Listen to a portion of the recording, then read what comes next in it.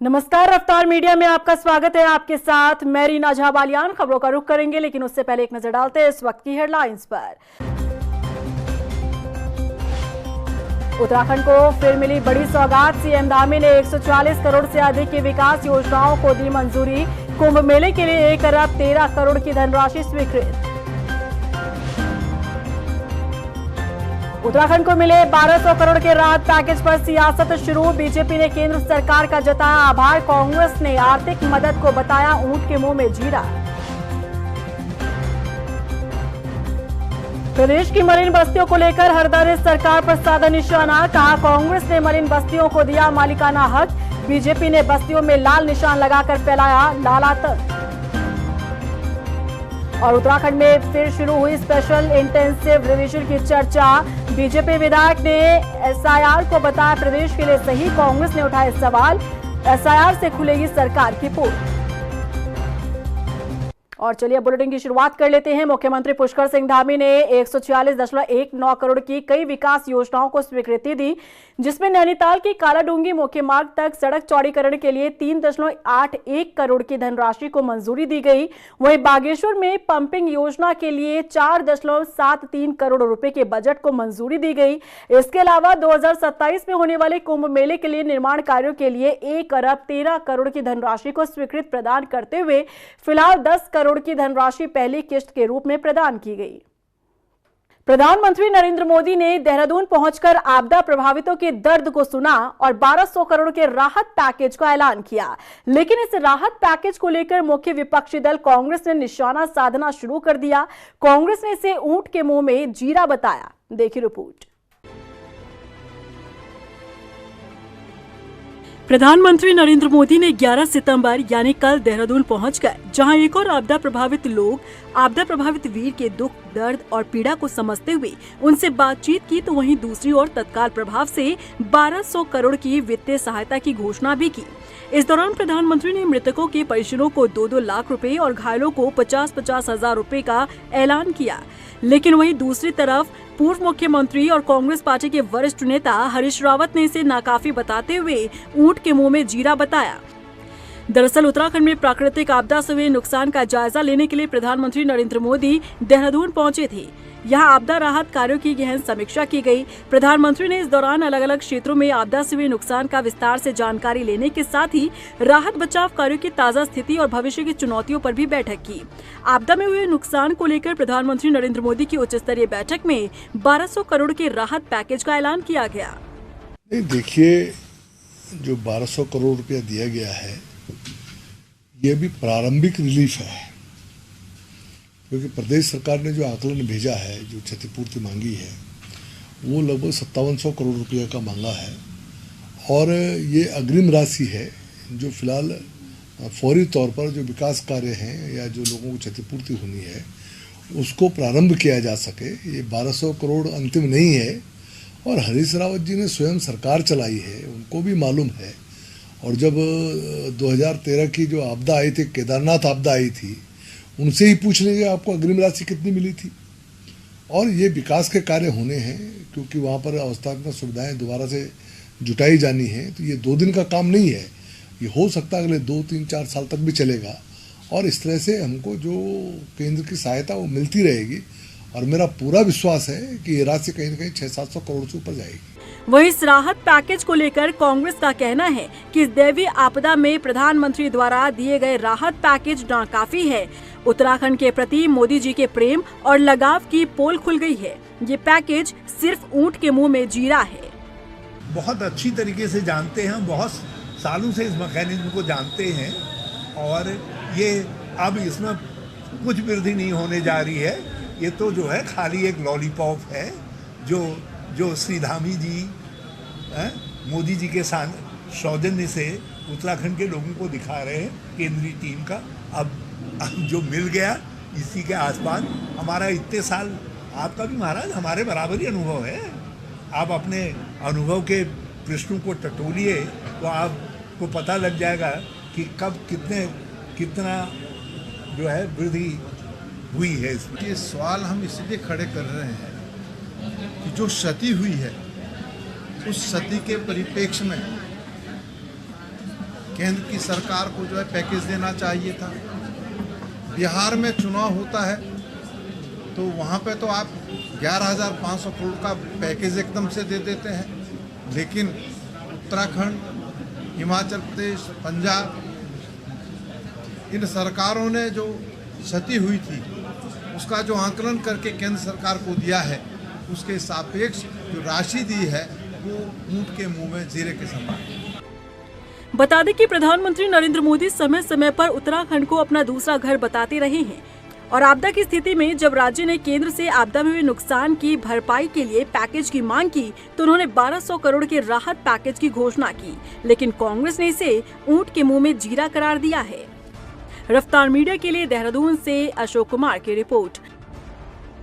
प्रदेश में मलिन बस्तियों को उजाड़ने को लेकर पूर्व सीएम हरीश रावत ने फिर सरकार पर निशाना साधा है। हरदा ने कहा कि साइंटिफिक सर्वे के आधार पर मलिन बस्तियों में 2016 में कांग्रेस ने वहां रह रहे लोगों को नियमित करने का काम किया, लेकिन अब बीजेपी सरकार असंवैधानिक काम कर रही है। हरीश रावत ने मलिन बस्तियों पर लगाए गए लाल निशान को लाल आतंक बता दिया है। इस राज्य की माननीय विधानसभा ने सर्वसम्मति से एक विधेयक पारित किया जो अब कानून है, एक्ट के रूप में है। वो है मलिन बस्तियों को मालिकाना हक देने का। और ये स्थापित सत्य है कि कोई ऑर्डिनेंस विधानसभा द्वारा पारित एक्ट को सरपास नहीं कर सकता है, ऑर्डिनेंस को जो है एक्ट सरपास कर सकता है। यहाँ उल्टी गंगा बहाई जा रही है और ऑर्डिनेंस के नाम पर मालिकाना हक जो मलिन बस्तियों का था उसको अस्थिर किया जा रहा है। हम ये कह रहे हैं कि जो ये लाल डोरे का आतंक नहीं, लाल चिन्ह का आतंक मलिन बस्तियों में व्याप्त है, इसको समाप्त करो और उनको सीधे सीधे जो मालिकाना हक 2016 में उनको विधानसभा ने दिया है वो मालिकाना हक देने की बात करो। और नहीं करोगे तो कांग्रेस जो है सड़कों पर उतरेगी और मलिन बस्तियों के लोगों को साथ लेकर के उतरेगी। बीजेपी विधायक विनोद चमोली ने प्रदेश में स्पेशल इंटेंसिव रिवीजन को जरूरी बताते हुए पूर्व सीएम हरीश रावत पर डेमोग्राफी चेंज को लेकर निशाना साधा है। विनोद चमोली ने कहा कि धामिश सरकार का अगला कदम SIR होना चाहिए। देखिए रिपोर्ट। बिहार में SIR यानी स्पेशल इंटेंसिव रिवीजन की खूब चर्चा हो रही है। अब इसकी चर्चा उत्तराखंड में भी शुरू हो गई है। बीजेपी विधायक विनोद चमोली ने प्रदेश में स्पेशल इंटेंसिव रिवीजन को जरूरी बताते हुए पूर्व सीएम हरीश रावत पर डेमोग्राफिक चेंज को लेकर निशाना साधा। विनोद चमोली ने कहा कि धामिश सरकार का अगला कदम SIR होना चाहिए। नेपाल के हालात को सीमावर्ती क्षेत्रों के साथ सनातन के लिए भी चुनौती बताया। उन्होंने कहा कि प्रदेश की डेमोग्राफी परिवर्तन को लेकर सभी लोग चिंतित हैं। अब तो वो भी मान रहे हैं कि प्रदेश में डेमोग्राफिक चेंज हुआ है। ये बात अलग है कि वो इसे कांग्रेस के चश्मे से देखते हैं और 2014 के बाद अधिक परिवर्तन बताते हैं। अभी हरीश रावत जी का बयान मेरे बाद में आया और उन्होंने स्वयं भी स्वीकारा है कि पूरे प्रदेश के अंदर डेमोग्राफी चेंज हो रही है। हालांकि उन्होंने कांग्रेस के चश्मे से देखा और बाद में कहा कि 14 के बाद ज़्यादा चेंज हुआ है, ऐसा उन्होंने कहा। क्योंकि मेरा कोई कांग्रेस पर आरोप नहीं था, मैं एक जनरल बात कह रहा था कि पूरे प्रदेश की डेमोग्राफी चेंज हो रही है। और इस डेमोग्राफी चेंज को लेकर विधानसभा में बड़ी चर्चा हुई थी जब OBC रिजर्वेशन की बात आई थी और प्रवर समिति को मामला सौंपा गया था। हम लोगों ने काफ़ी डिबेट भी उस पर किया है।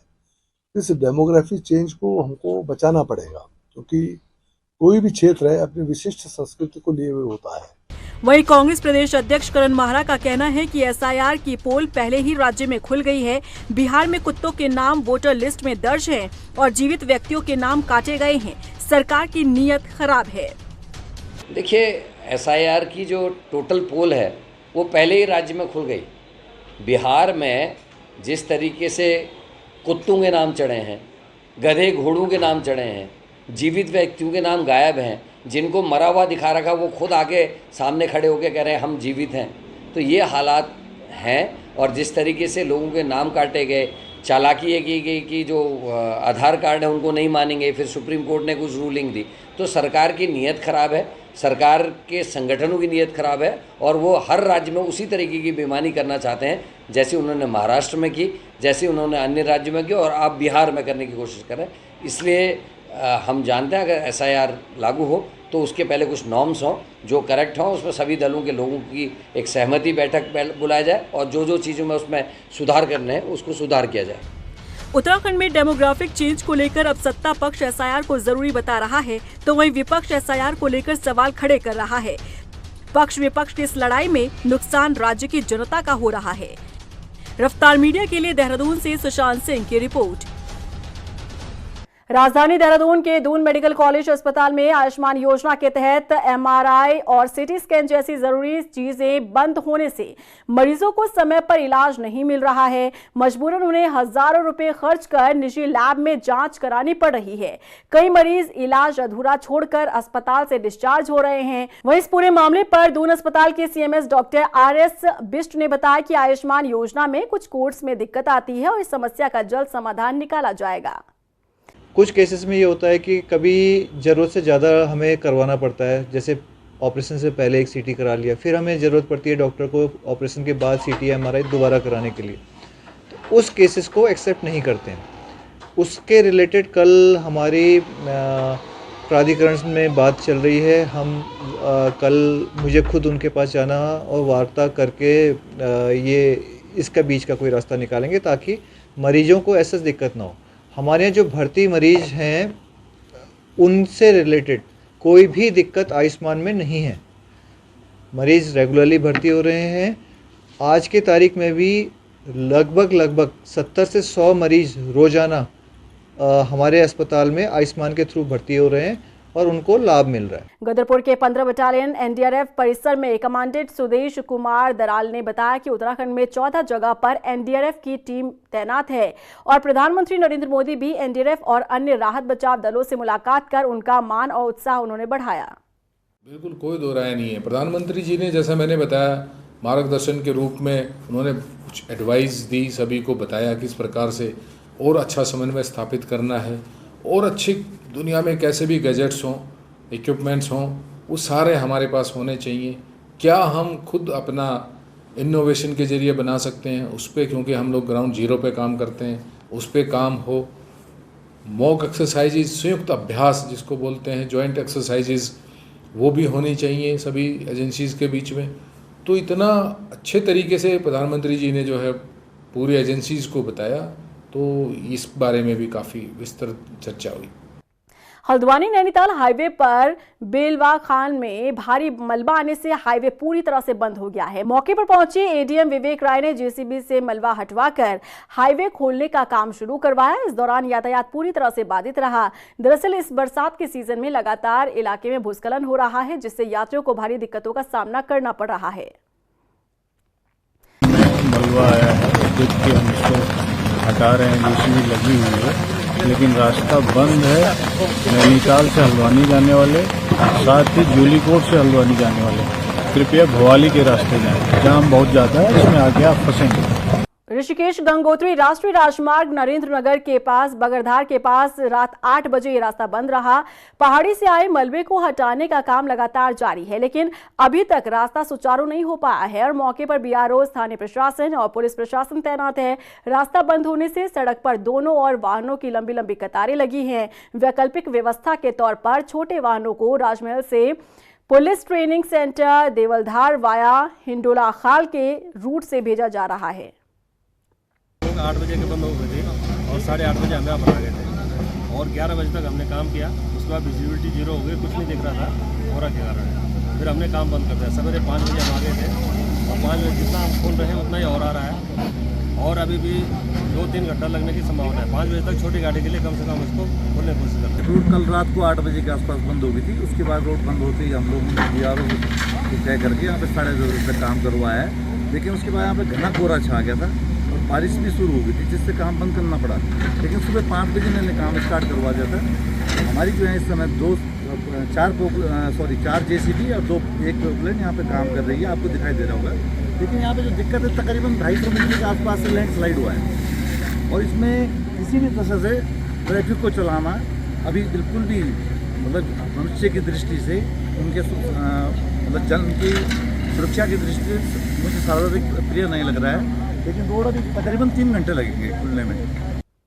टनकपुर चंपावत राष्ट्रीय राजमार्ग स्वाला के पास फिर मलबा आने से बंद हो गया। जिलाधिकारी मनीष कुमार ने प्रभावित मार्गों का स्थलीय निरीक्षण किया और जल्द से जल्द मार्ग को खोलने के निर्देश दिए। जिलाधिकारी ने कहा कि कार्यों की प्रगति के दौरान सुरक्षा मानकों का विशेष ध्यान रखा जाए। लक्सर तहसील क्षेत्र के मोहम्मदपुर बुजुर्ग गांव में विवाद के चलते निर्माणाधीन नाले की पैमाइश करने पहुंची तहसील प्रशासन की टीम को बिना पैमाइश के ही वापस लौटना पड़ा। बता दें कि मोहम्मदपुर बुजुर्ग गांव में विधायक निधि से पीडब्ल्यूडी विभाग द्वारा लगभग 500 मीटर लंबे नाले का निर्माण कराया जा रहा है, जिसकी शिकायत ग्रामीणों ने तहसील प्रशासन से की थी। ग्रामीणों का कहना था कि नाले का निर्माण सड़क में कराया जा रहा है। ये पैमाइश तो हमारी टीम ने और चकबंदी टीम ने पहले कर दी थी, लेकिन इनमें आपस में कुछ विवाद की वजह से नाले को लेकर विवाद हो गया था, उत्पन्न हो गया था। तो अब दोनों पक्षों में प्रधान जी की उसमें समझौता हो गया है कि जो पहले समझौता हुआ था इनका, जो पटवारी हमारे चकबंदी पटवारी टीम ने पैमाइश करी थी, उस हिसाब से नाले बनवाने के लिए तैयार हो गए दोनों पक्ष। जिस खेत पर ये विवाद है वो मेरा है। जिस टाइम ये नाला खोदा वो बिल्कुल जो है नियमानुसार खोदा गया, सड़क को नाप कर खोदा गया। सड़क की चौड़ाई यहाँ 21 फीट थी और 4 फीट का नाला खोदा गया, जिसमें से 1.5 फीट सड़क में से ली गई, 2.5 फीट में अपने खेत में से दी। जो यहाँ ठेकेदार काम करवा रहा, पेटी ठेकेदार, उसने ये सारा काम करवाया, जरा सी भी नियमितता इसमें नहीं बढ़ती गई। देहरादून में क्रिकेट एसोसिएशन ने उत्तराखंड प्रीमियर लीग के दूसरे सीजन के लिए मैच शेड्यूल, टीम और पुरस्कार राशि का ऐलान कर दिया है। इस सीजन में 7 पुरुष और 4 महिला की टीमें हैं। पहले 23 से 26 सितंबर तक महिला टीम की प्रतियोगिता होगी और फिर 27 सितंबर से 8 अक्टूबर तक पुरुष टीम की प्रतियोगिता होगी। जो यूपीएल 2 है, सबसे पहले मैं जो नई कार्यकारिणी है सीएयू को उनको बधाई देता हूं कि आप यहाँ पे नए कार्यकारिणी अपॉइंट हुई है और हमें विश्वास है कि आपके लीडरशिप के अंदर हम यूपीएल को बहुत सक्सेसफुल बनाएंगे, यूपीएल सीज़न 2 को। जहाँ तक इस साल का यूपीएल की बात है, हम 23 सितंबर से इस साल का यूपीएल स्टार्ट कर रहे हैं, जिसमें पहले महिलाओं का यूपीएल होगा, जो WUPL जिसको हम कह रहे हैं, और उसके बाद 26 तारीख से मेंस यूपीएल होगा। 26 से 5 तारीख को चलेगा। 23 तारीख को महिलाओं का इनॉग्रेशन के दिन इनॉग्रल है और 26 तारीख को उनका फाइनल रहेगा और 27 तारीख को मेंस से स्टार्ट होकर करीब 7 या 8 तारीख तक का वो फाइनल रहेगा। और इसी के साथ फिलहाल इस बुलेटिन में बस इतना ही, लेकिन चलते चलते एक नजर डालते इस वक्त की हेडलाइंस पर। उत्तराखंड को फिर मिली बड़ी सौगात। सीएम धामी ने 140 करोड़ से अधिक की विकास योजनाओं को दी मंजूरी। कुंभ मेले के लिए 1 अरब 13 करोड़ की धनराशि स्वीकृत। उत्तराखंड को मिले 1200 करोड़ के राहत पैकेज पर सियासत शुरू। बीजेपी ने केंद्र सरकार का जताया आभार। कांग्रेस ने आर्थिक मदद को बताया ऊंट के मुंह में जीरा। प्रदेश की मलिन बस्तियों को लेकर हरदा ने सरकार पर साधा निशाना। कहा कांग्रेस ने मलिन बस्तियों को दिया मालिकाना हक। बीजेपी ने बस्तियों में लाल निशान लगाकर फैलाया लाल आतंक। और उत्तराखंड में फिर शुरू हुई स्पेशल इंटेंसिव रिवीजन की चर्चा। बीजेपी विधायक ने एसआईआर को बताया प्रदेश के लिए सही। कांग्रेस ने उठाए सवाल, एसआईआर से खुलेगी सरकार की पोल।